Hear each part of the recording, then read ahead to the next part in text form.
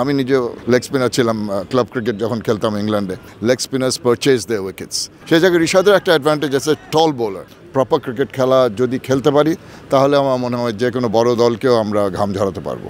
এবং বাংলাদেশ টি-20 ফরম্যাটে যে দল এখন আছে, সত্যি কথা বলতে কি আমার কাছে মনে হয় না যে তারা খুব একটা শক্তিশালী দল। আলোচনা কিন্তু ওয়ার্ল্ড কাপ কেন্দ্রিক। বাংলাদেশ একটা স্বপ্ন নিয়ে গেছে ওয়ার্ল্ড কাপ খেলতে। ওভারঅল আপনার কাছে কী মনে হয় যে এবার বাংলাদেশকে নিয়ে কেমন আশা করছেন, প্লেয়ারদেরকে নিয়ে কেমন আশা আপনার? প্রথম কথা হচ্ছে বাংলাদেশি হিসাবে আশা তো অনেক বড় থাকে সব সময়, কিন্তু রিয়ালিটি, প্র্যাকটিক্যালিটি এগুলির কথা চিন্তা করতে হবে।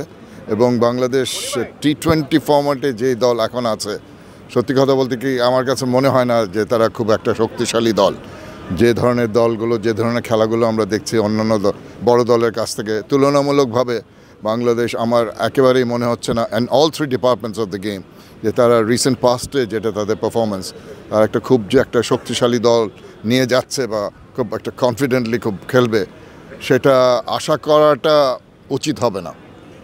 সেক্ষেত্রে কি আপনি যেটা বলছেন বড় ঘাটতির জায়গায় কি ব্যাটারদের স্ট্রাইক রেট, এই জায়গাটায় আমরা অন্যান্য জায়গায় যেটা দেখছি, অন্যান্য প্লেয়ারদেরকে যেটা দেখছি 150-র উপরে অলওয়েজ টি-20তে স্ট্রাইক রেট, আইপিএলের কথা বাদই দিলাম, সেই জায়গাটাই কি সবচেয়ে বেশি পিছিয়ে আপনার কি তাই মনে হয়? হ্যাঁ, পাওয়ার প্লের ডিপেন্ডেন্সি তো টি-20তে স্বাভাবিকভাবে 20টা ওভারে যতগুলো রান করা যায় এবং দ্রুততার সঙ্গে করা যায়, সেখানে নিশ্চয়ই আমরা পিছিয়ে আছি। এবং পাওয়ার প্লে 6 ওভারটা ব্যবহার করার ব্যাপারটা, সেখানে তো আমাদের অনেক ঘাটতি আছে। এবং উইকেটের পতন ঘটলেই একটা নতুন পার্টনারশিপ করার সময় যেই সময়টা লেগে যায়, সেই সময়টা তো এই ফর্ম্যাটে নেই। সেই কারণে প্রতিটা খেলোয়াড়ই খুব দ্রুততার সঙ্গে গুড স্ট্রাইক রেটে যদি না করতে পারে তাহলে কিন্তু সম্ভাবনা খুব কমে আসে। এবং সেই জায়গাটাই ঘাটতিটা আমার মনে হয় আছে, যে আবার তুলনামূলকভাবে ফরগেট আইপিএলের এবার যেভাবে রান হচ্ছে সেটা it's not a true picture of টি-20 ক্রিকেট। 170-180 রান করলেই কিন্তু যথেষ্ট হয়ে দাঁড়াতে পারে যেসব কন্ডিশনে যাচ্ছে। ইউএসএতে pitches will be little faster, drop in pitch আছে, অন্যদিকে একটু স্লোয়ার হবে ক্যারিবিয়ানের পিচগুলো। মোটামুটি আমাদের পিচ থেকে খুব বেশি পার্থক্য নেই, কিন্তু সেটাকে কিভাবে ব্যবহার করবে এবং সিলেকশন অফ শটস, তার সঙ্গে অন্য দলকে কম রানে আটকে রাখা, সব কিছু মিলিয়ে 3টে ডিপার্টমেন্টই আমাদের খুব দ্রুততার সঙ্গে উন্নতি করতে হবে। সেক্ষেত্রে ভাই বলছে যে পাওয়ার প্লেটাকে একদম সদ্ব্যবহার যেটাকে বলে সেটা করা। সেক্ষেত্রে টপ অর্ডারে আমরা দেখছি যে নাজমুল শান্ত তিনি খেলছেন, সেই অর্থে কিন্তু তিনি সাকসেস হননি রিসেন্ট পাস্ট যে কটা টি-20 খেলেছেন। সাকিব আল হাসান 2019 বিশ্বকাপে সুপার, এরপরে দেখেছি টি-20তেও তিনি দারুণ খেলেছেন, বিশেষ করে বিপিএলে। সেই জায়গায় সফল করার কোনো সুযোগ আছে না, কারণ সাকিব আল হাসান যে জায়গাটা ব্যাট করেন, বর্তমান ব্যাট করছেন, সেই জায়গাটা তিনি আসলে ওইভাবে খেলতে পারছেন না। সেক্ষেত্রে কি সাকিবকে দিয়ে ওই যে ওয়ান ডাউনে নেমে পাওয়ার প্লেটাকে ইউজ করা, সেটা করা যেতে পারে কিনা? সেটা নিশ্চয়ই করা যেতে পারে। সাকিব 3 নম্বরে খেলে অভ্যস্ত, কিন্তু অভ্যস্ত শব্দটা এই সময় কিন্তু ব্যবহার করা যায় না, কারণ অনেক দিন ক্রিকেট থেকে দূরে ছিল, টি-20 থেকে দূরে ছিল। সেই জায়গায় কতটা স্বাচ্ছন্দ্য বোধ করবে 3 নম্বরে, সেটা একটা দেখার ব্যাপার আছে। আর আমরা গত বিশ্বকাপে 50 ওভার বিশ্বকাপে দেখেছি অনেক ব্যাটিং শাফলিং করা হয়েছে, এবং সেই শাফলিংয়ের কারণে কিন্তু অনেকটা আমরা যে খেলোয়াড়দের স্বাচ্ছন্দ্য বোধ করা একটা জায়গায় রেগুলার ব্যাট করে, সেই স্বাচ্ছন্দ্য বোধ থেকে তারা একটু দূরে সরে গিয়েছিল, তারা ন্যাচারাল গেমটা খেলতে পারেনি। সেইগুলো তুলনা করলে আমার মনে হয় যে খুব বেশি ট্রায়াল অ্যান্ড এরর করা, খুব বেশি এক্সপেরিমেন্টেশন করাটা উচিত হবে না। নিশ্চয়ই আমরা কদিন আগে শ্রীলঙ্কার বিপক্ষে ঘরের মাঠে সিরিজ খেললাম, টি-20 সিরিজটা আমরা হেরেছি, ওয়ানডেটাতে আমরা জিতেছি, স্বাভাবিকভাবে ওয়ানডেতে আমরা শক্তিশালী।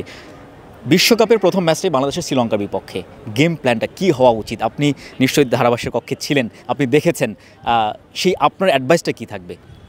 1 নম্বর হচ্ছে উইকেটটাকে রিড করা। উইকেটটা প্রথমে রিড করে সেটায় ব্যাট করতে বেশি ভালো হবে না চেস করতে ভালো হবে, কোন সময় খেলাটা শুরু হচ্ছে, দিনের খেলা হলে একরকম স্ট্র্যাটেজি, সন্ধ্যার খেলা হলে একরকম স্ট্র্যাটেজি, আন্ডার লাইট, সব কিছু মিলিয়ে ওই অবস্থানে যে আসলে পর্যবেক্ষণ না করা পর্যন্ত একটা দল কী প্ল্যান নেবে এটা একটু ডিফিকাল্ট হয়ে যায়।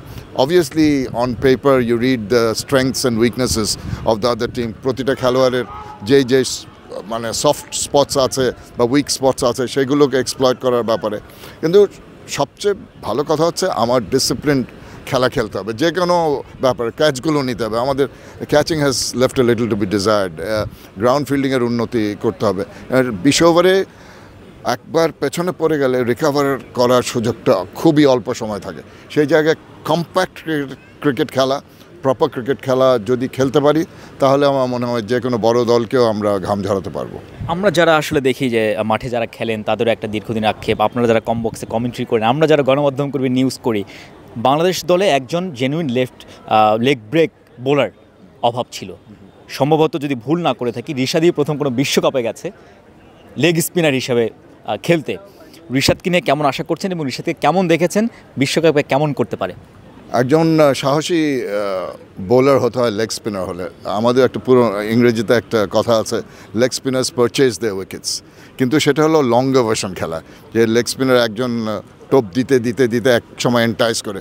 কিন্তু যেহেতু অনলি 4টে ওভার খেলা হচ্ছে, সেই জায়গায় বড় বড় পৃথিবী এখন যারা লেগ স্পিনার আছে তাদেরকেও দেখা যাবে যে নর্মাল লেগ স্পিনিং অ্যাকশন যেটা থাকে সেটা থেকে তাদের সরে আসতে হয়, অ্যাডজাস্টমেন্ট করতে হয়। কারণ খুব বেশি হাওয়ায় ভাসানো যাবে না, খুব বেশি বল দেওয়া যাবে না, তাহলে কিন্তু চাপের মুখে পড়তে হবে বোলারদের।